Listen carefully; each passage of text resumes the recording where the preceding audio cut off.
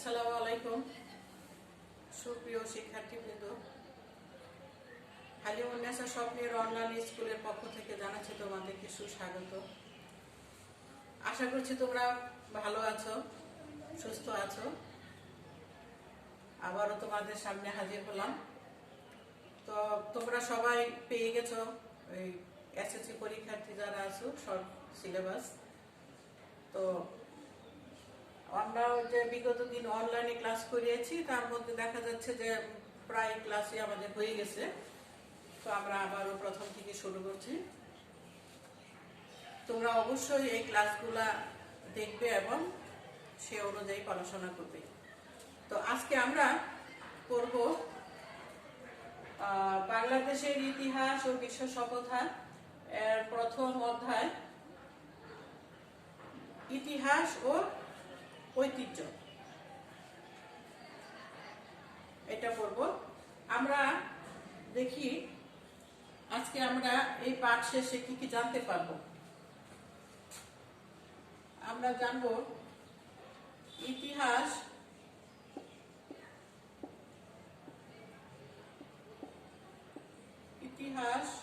ও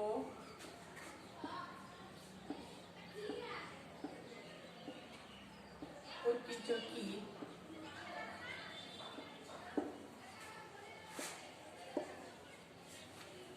ইতিহাসের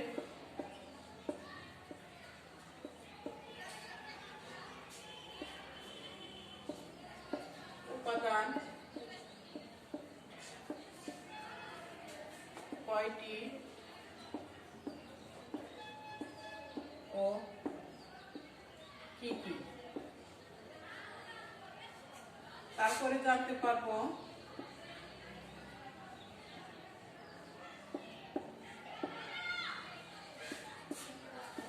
ইতিহাস কত প্রকার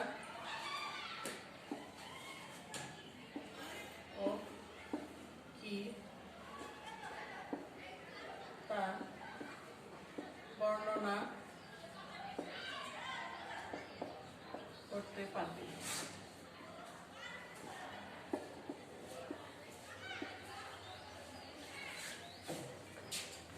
আমরা প্রথমে জানি ইতিহাস কি,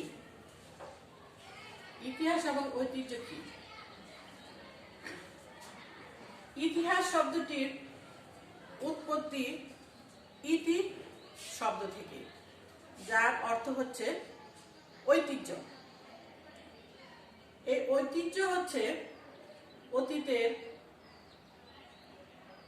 ভাষা, অভ্যাস, শিক্ষা, সাহিত্য, সংস্কৃতি, শিল্প এসব কিছু ভবিষ্যতের জন্য সংরক্ষিত থাকে।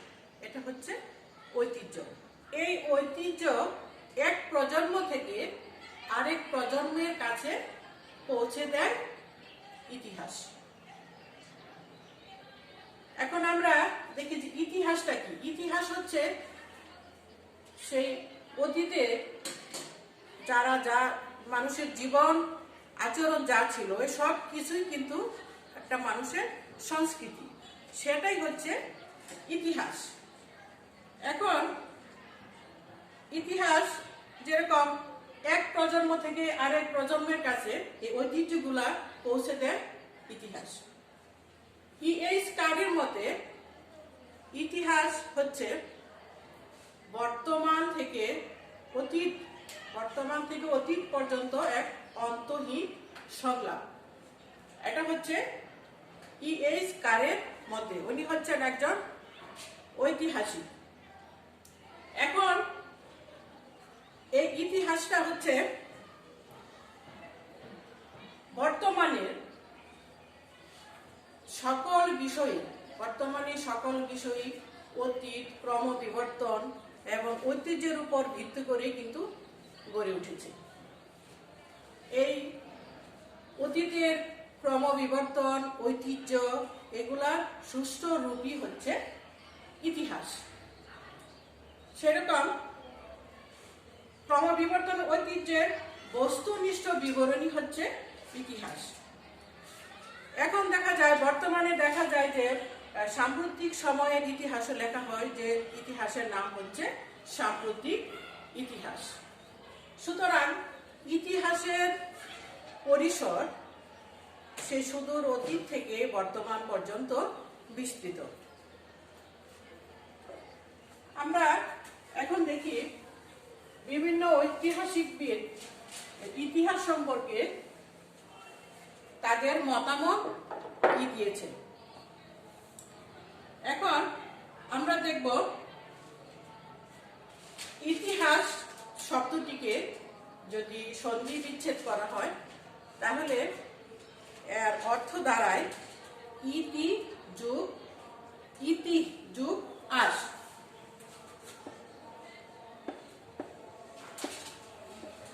ইতি যুগ আস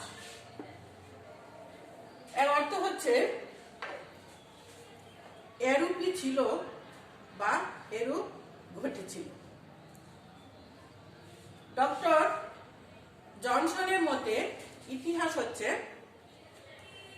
যা ঘটেছিল তা ইতিহাস, যা ঘটে নাই তা ইতিহাস না।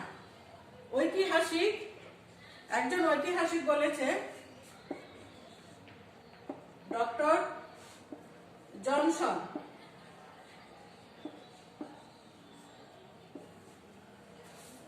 অতীতে যা ঘটেছিল তা ইতিহাস, যা ঘটে নাই তা ইতিহাস না। এখন আমরা দেখব যে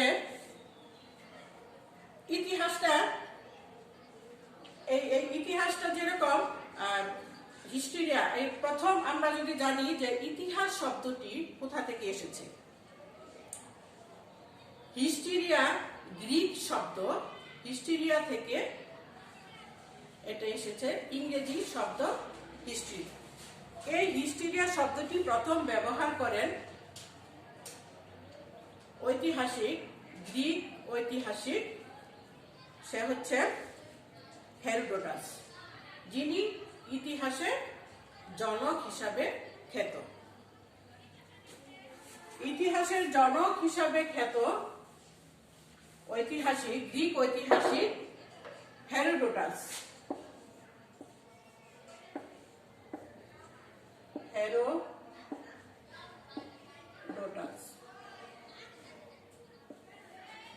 এই ঐতিহাসিক ইতিহাসের জনক হিসাবে খ্যাত। তিনি প্রথম এই হিস্টোরিয়া শব্দটি ব্যবহার করেছেন এবং এটা তিনি গবেষণা করেছেন। এবং এই শব্দটি গ্রিক ঐতিহাসিক হেরোডোটাস, তিনি তার ইতিহাসের জনক হিসাবে খ্যাত, তিনি এই শব্দটি তার গবেষণায় ব্যবহার করেছেন। এখন দেখা যায় যে যার অর্থটা দ্বারা এই হিস্টোরিয়া বা হিস্ট্রি থেকে এটার ব্যাখ্যা দ্বারাই হলো যে সঠিক তথ্য অনুসন্ধান করা এবং গবেষণা করা। অতীতে যা ঘটেছিল তার সঠিক তথ্য গবেষণা করে এবং সেটা অনুসন্ধান করা। সমাজ ও রাষ্ট্রের নিরন্তর যে ঘটনা বয়ে যায়, এই সব কিছুই হচ্ছে ইতিহাস। সমাজ ও রাষ্ট্রে নিরন্তর মানুষের জীবনযাত্রার যে সমস্ত ঘটনা বয়ে যায়, সেই সমস্ত ঘটনাই হচ্ছে ইতিহাস। তিনি তার গবেষণায় গ্রিস ও পারস্যের একটি যুদ্ধ সংঘটিত হয়, সেই যুদ্ধের সঠিক তথ্য তিনি গবেষণা করেছেন এবং তিনি সেই গ্রিসের সেই বিজয় গাথা তিনি অনুবাদ করেছেন এবং সেটি লিপিবদ্ধ করেছে। কেন করেছে? তার এই গ্রিসের সেই সংগঠিত যুদ্ধের ইতিহাস বা তথ্য তার বিবরণীতে লেখা আছে, যাতে করে পরবর্তী প্রজন্ম এই ঘটনা ভুলে না যায় এবং সেটা থেকে তারা জীবনে দেশপ্রেমে উদ্বুদ্ধ হয়, এবং এই জন্য এই ঘটনাটা লিপিবদ্ধ করা হয়েছে। এবং ঐতিহাসিক হেরোডোটাস, যিনি জনক হিসাবে খ্যাত, তিনি এই গবেষণা এবং অনুসন্ধান এই দুটি ধারণা ইতিহাসের সাথে তিনি সংযুক্ত করেছেন। এরপরে দেখা যায় যে ইতিহাস ইতিহাস এর ফলে পরিণত হয়েছে বিজ্ঞানে পরিপূর্ণভাবে সুষ্ঠু এবং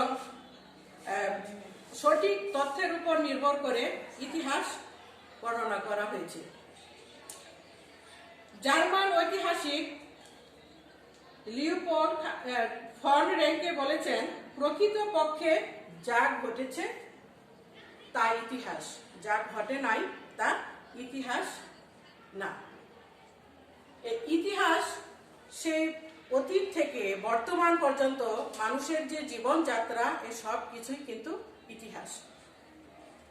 এখন সুপ্রিয় শিক্ষার্থীরা, তোমরা জানলে ইতিহাস ও ঐতিহ্য কি। এখন ইতিহাসের উপাদান কয়টি? ইতিহাসের উপাদান হচ্ছে দুইটি। একটি হচ্ছে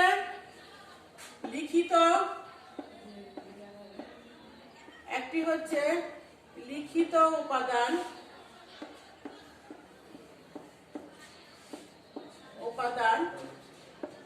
দুই নাম্বার হচ্ছে অলিখিত উপাদান।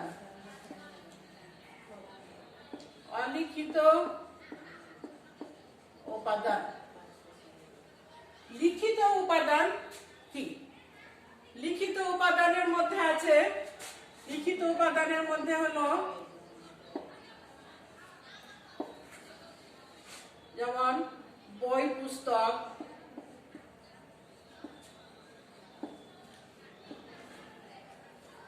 তারপরে হচ্ছে দলিল পত্র,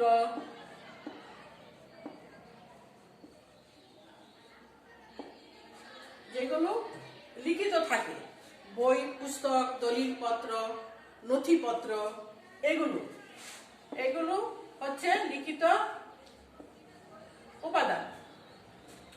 অলিখিত উপাদান হচ্ছে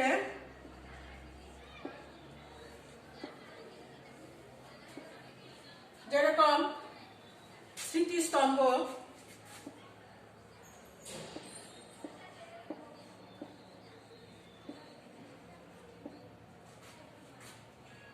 শিলালিপি,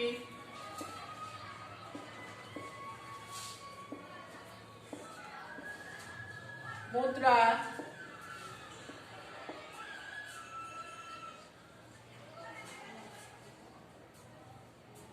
ইমারত,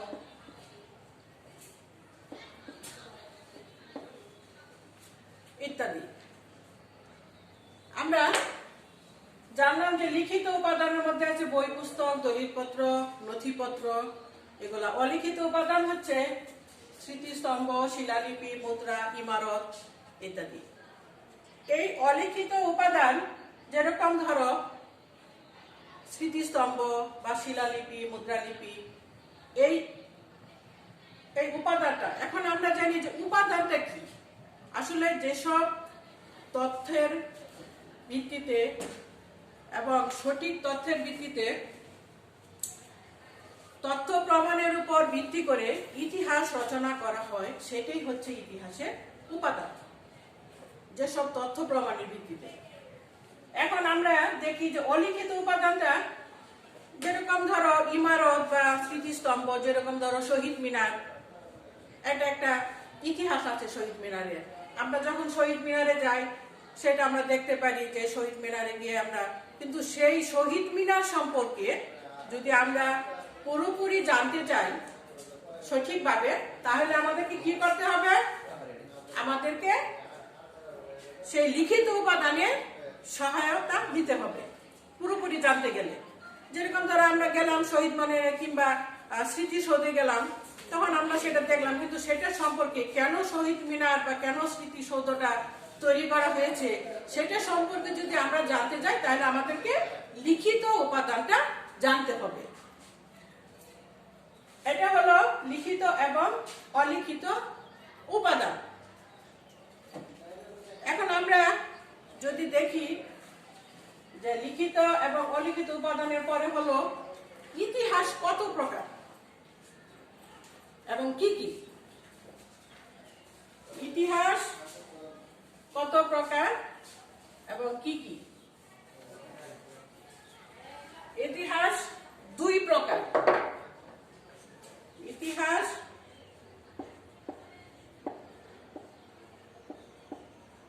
ইতিহাস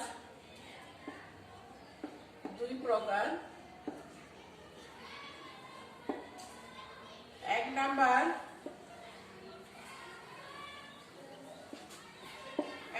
হচ্ছে ভৌগোলিক গত, দুই নাম্বার হচ্ছে বিষয়বস্তুগত।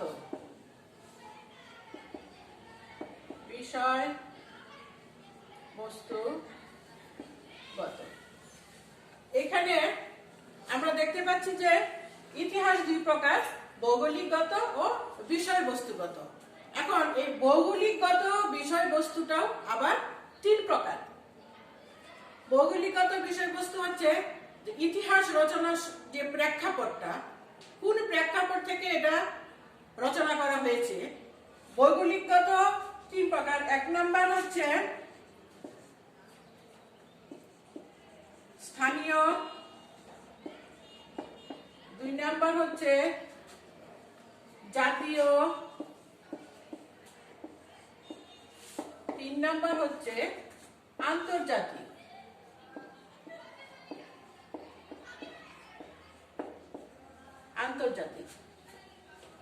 তারপরে বিষয়বস্তুগত ইতিহাস, সেটাও আবার 5টি ভাগে ভাগ করা হয়েছে। বিষয়বস্তুগত ইতিহাস 5টি ভাগে ভাগ করা হয়েছে। এক নাম্বার সামাজিক, দুই নাম্বার রাজনৈতিক,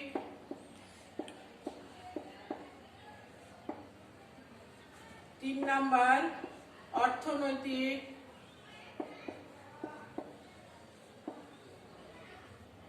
চার নাম্বার কূটনৈতিক,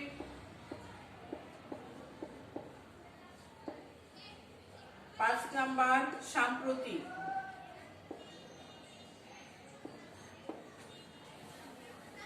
বিষয়বস্তুগত ইতিহাসকে এই 5টি ভাগে ভাগ করা হয়েছে। তো আমরা শিক্ষার্থীরা জানতে পারলাম ইতিহাস এবং ঐতিহ্য সম্পর্কে, তারপর ইতিহাসের উপাদান সম্পর্কে, এবং ইতিহাস কত প্রকার ও কি কি এ সম্পর্কে।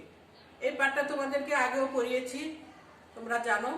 তো যেহেতু পরীক্ষা তোমাদের সামনে, তোমরা আবারও এটি ভালো করে রিভিশন দিবে, ভালো করে পড়বে, যাতে করে যে অবজেক্টিভ প্রশ্নগুলো থাকে সেগুলো ভালো করে জানতে পারো।